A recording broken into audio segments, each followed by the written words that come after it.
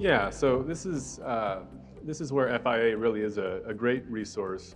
Um, Sorry, for those of you who don't know what FIA is, Forest inventory and analysis. So this is the Forest Service's plots remeasured every 8 or 10 years all over the United States forests.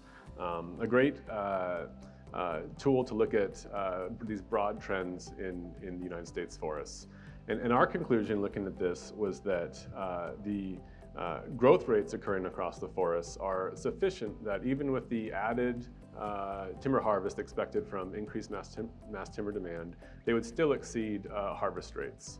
And so to get to that conclusion, we started with the current harvest rates occurring now. The forest products industry, our calculation was they produce about 37 billion board feet annually. That would represent about 56% of growth rates in the United States forests, and this is focused on the lower 48 states, I should say. It's about 56% of growth rates of our managed forests, so excluding permanent reserves, national parks, and wilderness, and things like that. From there, then we removed riparian zones in Washington, Oregon, and California, where forest practice laws limit harvesting. That increases the ratio to about 68% of our of growth rates. And so from that number, we then added on the expected increase in harvest due to mass timber. And that was about 7.7 billion board feet annually, or out by 2035 was the number. At that point, we're at about 82% of our growth rates on our forests. And I'd like to emphasize that this is a very conservative, or as conservative an analysis as we could do. Because FIA is a sample, our estimates have confidence intervals with upper and lower bounds.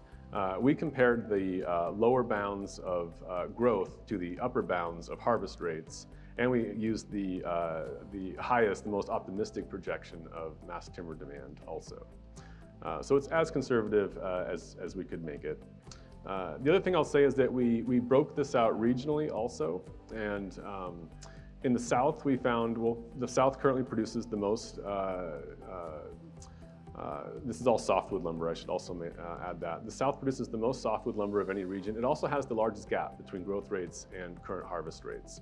And it's also mostly privately owned. It has a fairly extensive mill infrastructure in place. So it seems like there's a lot of opportunity there to absorb this increased demand.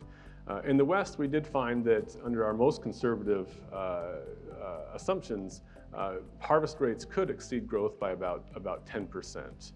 So this pattern is not uniform across the United States, but the broad trend is that there is enough growth occurring on our forests.